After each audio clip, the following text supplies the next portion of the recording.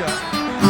Goes to Wilshere, Giroud, back to Giroud, into Wilshere! Oh, that is simply magnificent. What a move. Fala pessoal, sejam muito bem-vindos ao Nato Soccer. Eu sou o Pente e hoje eu tô aqui para reagir à contratação do Mbeumo, feita pelo Manchester United por 65 milhões de libras iniciais, podendo chegar até 71, né, tendo 6 de bônus. Primeiro eu queria pedir desculpa que a gente claramente não tá com o nosso cenário de sempre, mas eu espero que o som esteja razoável. A gente está tentando não fazer um ambiente muito barulhento aqui hoje. E a segunda coisa, eu queria pedir o seu like no canal, queria pedir que você se inscreva no nosso canal aqui também, e se você puder e quiser virar membro do nosso canal, a gente fica muito feliz. É uma forma de dar uma força para o canal, prestigiar o nosso trabalho e estar mais próximo da comunidade. Vamos lá, Mbeumo. O encaixe no time acho que é matéria de pouca dúvida, assim. A gente teve uma clareza muito grande quando o Matheus Cunha foi contratado pelo United, onde ele jogaria. Ele joga do lado esquerdo ali, de camisa 10, vamos dizer assim, né? Um dos dois camisas 10 pela esquerda, e o Mbeumo vem pela direita nesse 3-4-2-1 do Rubem Amorim. Em termos do jogador,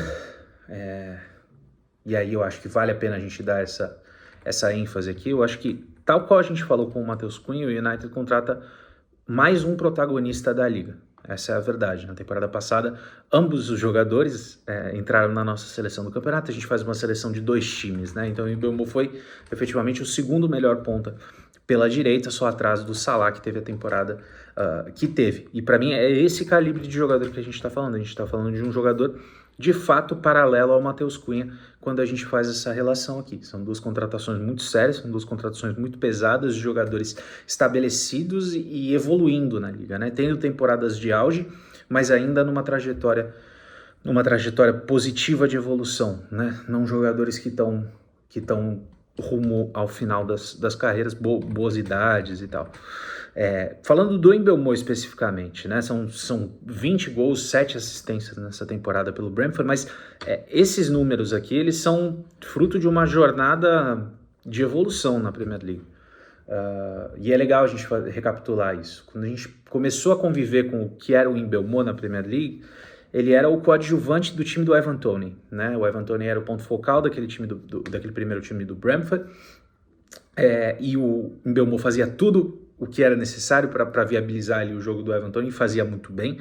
Já era vamos dizer assim, coadjuvante que chamava muita atenção, não era só mais um, ele era a segunda força do time. E com a saída do Ivan Toney para a Arábia Saudita, ele assume o protagonismo total de um time que, vamos lembrar, né, o Brentford sempre está se superando de se manter na Premier League, especialmente da forma que tem se mantido. E o Mbeumo é absolutamente central nisso. O Mbeumo é o melhor jogador desse time, inclusive dessa melhor versão do Brentford. Então ele é o melhor jogador da melhor versão do Brentford. Ele é o centro criativo dos caras e ele é o maior output também no time, né? O Issa merece uma menção honrosa, mas ainda tem um foco importante no Mbeumo. Do que a gente está falando em termos de característica, né? Para a gente entrar mais no detalhe aqui, agora que eu situei mais ou menos o que eu entendo como nível do jogador. A gente está falando de um jogador canhoto, rápido, que gosta de trazer para dentro. E quando ele traz para dentro, ele tem 2 grandes pilares de jogo, né? Ele é perigoso no aspecto criativo, bastante perigoso.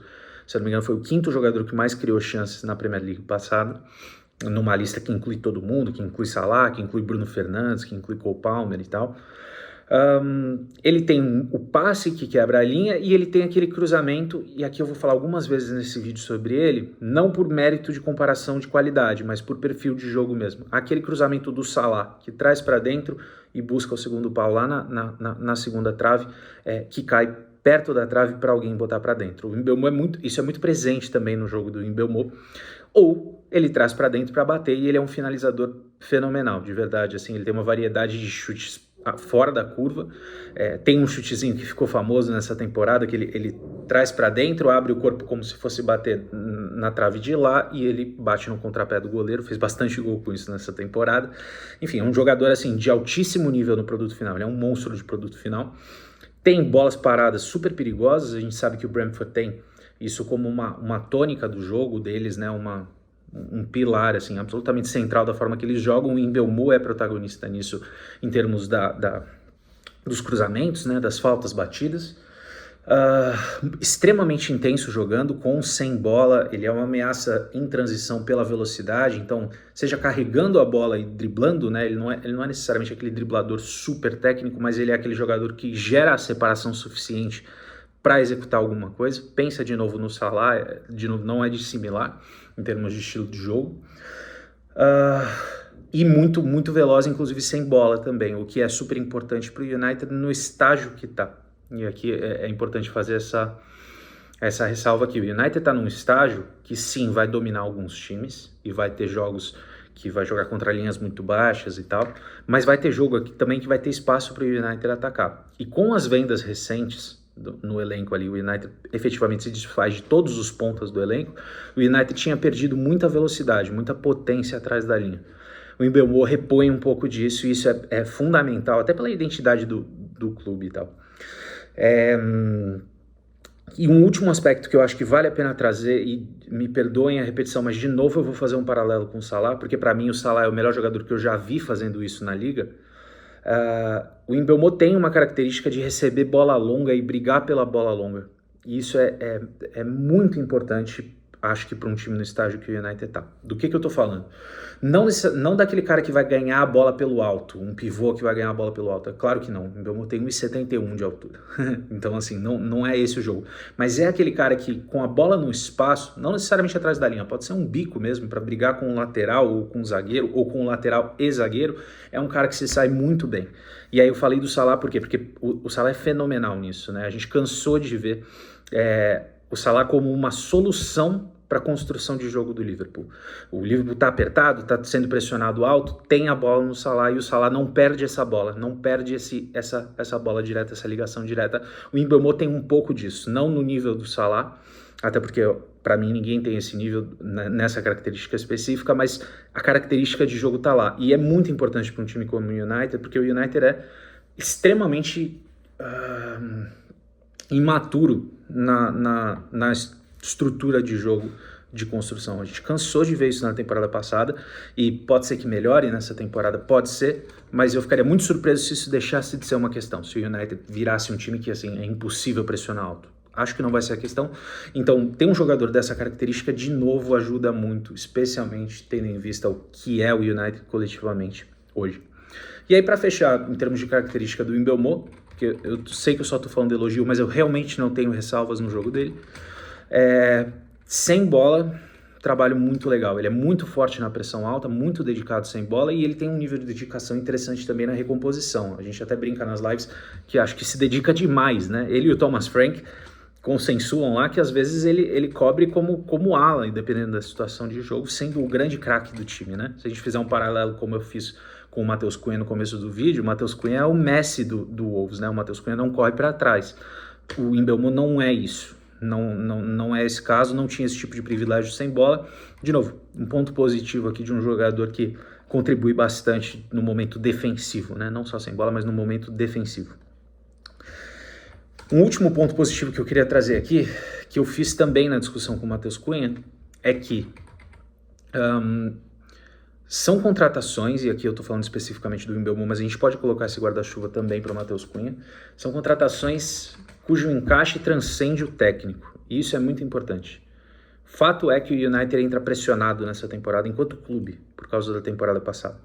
Colocação péssima na Liga, insucesso na Europa League, onde apostou muita ficha, e você entra com um projeto já, eu não quero dizer ameaçado, mas é um projeto que entra com muito holofote, tipo, vai repetir aquela campanha? Porque se repetir, certamente a gente vai ver mudança. Nesse sentido, seria muito perigoso fazer uma janela que fosse só pro Rubem Amorim, ou só para aquele esquema de jogo, sabendo que isso pode mudar. Então, idealmente, o que a gente quer ver de uma janela do United são jogadores que vão funcionar muito bem no plano A, que, no melhor dos casos, esse 3-4-2-1 perdura, vira uma identidade de jogo, e esses caras podem ser pilares nesse time, mas deu tudo errado, plano B, C e D também funciona com esses jogadores. Acho que um dos grandes medos que tem a torcida do United, e com razão, é se fosse uma janela extremamente especialista, extremamente específica. Até agora, são nomes que absolutamente não é o caso, especialmente no caso do Mbeumo. O Mbeumo é extremamente versátil posicionalmente, a gente já viu ele jogar basicamente em qualquer lugar do ataque, sempre tendo uma preferência pelo ângulo da direita ali para poder trazer para dentro, mas assim, não é um cara limitado a ser um camisa 10 pela direita. O Matheus Cunha até tem um pouco mais de otimização nesse esquema, mas a gente também já viu funcionar em outros desenhos. E normalmente nessas discussões aqui eu fecho trazendo uma sessão de risco. Aqui eu vou trazer uma sessão de risco um pouco diferente para vocês.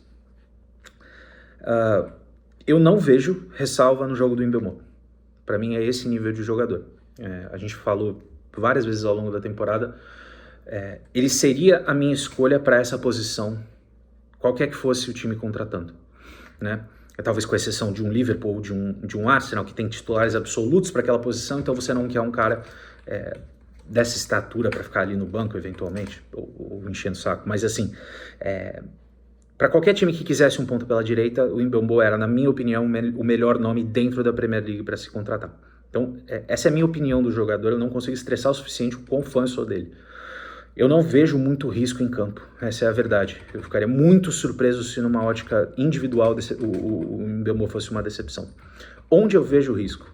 Se você vier do futuro e falar, porra, deu errado a contratação, eu vou ficar muito surpreso se esse deu errado não tem uma participação muito grande do clube. Porque, afinal de contas, a gente está falando do United que nos últimos 10, 11, 12 anos, tudo que pode dar errado, dá errado. Então, assim, a gente nunca pode ser muito taxativo nisso, mas a tendência é que se der errado, isso diga mais sobre o clube do que sobre um jogador que até aqui é absolutamente brilhante e só melhora temporada atrás de temporada. E nesse sentido eu quero chamar a atenção para o que é a janela do United como um todo. Os dois nomes eu já rasguei a seda aqui. São dois dos melhores nomes. Não dá para ser muito mais garantido de sucesso do que Matheus Cunha e Mbeumo dentro da liga, né? É muito difícil você pensar em dois nomes mais estabelecidos e acessíveis, é óbvio, né? A gente não está falando de tirar os principais jogadores dos principais times. Nesse sentido, a avaliação individual dos nomes é muito positiva. Onde tem risco de verdade? O United optou por fazer uma transição muito abrupta de elenco, ao apontar o Rubem Amorim num elenco que não faz sentido algum para um desenho de jogo do Rubem Amorim. Foi o que originou uma posição de 15º na Premier League na temporada passada, né? Já pega em um lugar não muito bom com a troca do Ten Hag, mas as coisas se agravam por causa dessa incompatibilidade, dessa subutilização dos jogadores. Isso significa que o United entra nessa janela aqui não precisando de dois nomes incríveis estabelecidos na liga, mas precisando de uns 4, 5, 6 titulares. E por enquanto a gente viu 2, bacana. Se o United parar aqui, a chance de morrer na praia e esses dois excelentes indivíduos não serem suficientes para elevar o time suficientemente é muito alta. Então, o risco de verdade aqui tem no resto da janela do United, na minha opinião. Parar agora seria morrer na praia. E como é que você viabiliza o resto dessa janela? Tem pólvora? Tem recurso para continuar contratando titulares? Não tem, vai depender de vendas de jogadores que estão extremamente subvalorizados, até pela conduta do próprio clube. Como é que vai se desenrolar isso, né? Eu acho que isso aqui é decisivo para o sucesso ou insucesso do projeto, inclusive, né? Dos jogadores, mas por extensão do clube. E a última coisa que eu queria discutir com vocês aqui nesse vídeo, rapidamente, que eu sei que é um assunto, o pessoal gosta bastante de falar disso, é a questão de preço, né?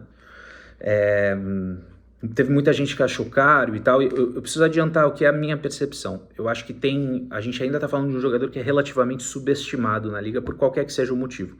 Brentford não é um time que todo mundo assiste toda semana, a gente é louco se propõe a fazer isso, mas eu entendo que isso não é natural, não é um time que chama tanto holofote, então talvez seja um jogador relativamente desconhecido, dado o status que ele tem dentro da liga.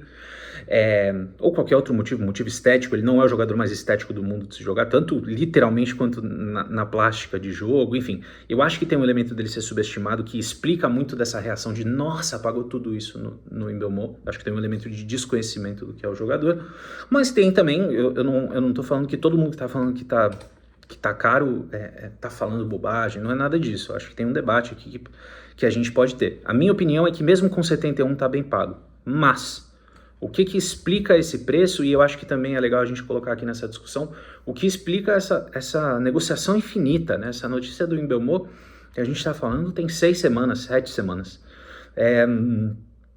O United claramente está fazendo um exercício de gestão de caixa, de evitar pagar muita coisa à vista. E sai na notícia hoje que o pagamento é feito em 4 parcelas. Isso não é comum, não é um prazo comum de pagamento de jogador. Eu imagino, e aqui é uma inferência minha, tá, pessoal? Mas eu imagino que seja um toma lá da cá. Então, já que você não vai pagar à vista, eu vou te cobrar meio que o meu preço integral desse jogador aqui. Eu acho que isso ajuda a explicar um pouco a faixa de preço, além da qualidade do jogador mesmo, que eu repito, para mim não é tão absurda assim a faixa de preço, mas isso ajuda a explicar. E tem um segundo componente aqui, que é mais a título informativo do que qualquer outra coisa, que se noticiou menos amplamente isso, mas parece que os bônus, os 6 milhões de bônus, eles são fraturados em partes ali. 1,5 milhão, segundo um jornalista do Brentford, que é setorista especializado, ele é baseado em número de jogos, então assim, vai bater 1,5 milhão é fácil, mas o restante é atrelado ao United vencer troféus, ter certos níveis de classificação. Então assim, algum rival pode vir provocar falando que não vai acontecer, mas fato é que são bônus um pouco mais difíceis de serem atingidos. Então talvez 71 seja uma forma punitiva também da gente olhar. Talvez seja um pouco mais justo a gente falar de 65, de 66,5, 67. De qualquer forma, a discussão de preço tem um pouco de opinião, é uma discussão meio de sexo dos anjos, mas eu achei que valia a pena trazer esses elementos aqui para vocês. Tá bom, pessoal? Grande contratação do United, sinceramente, acho que dá para ficar animado até um certo ponto, com olho e atenção no que acontece nos próximos passos dessa janela do United.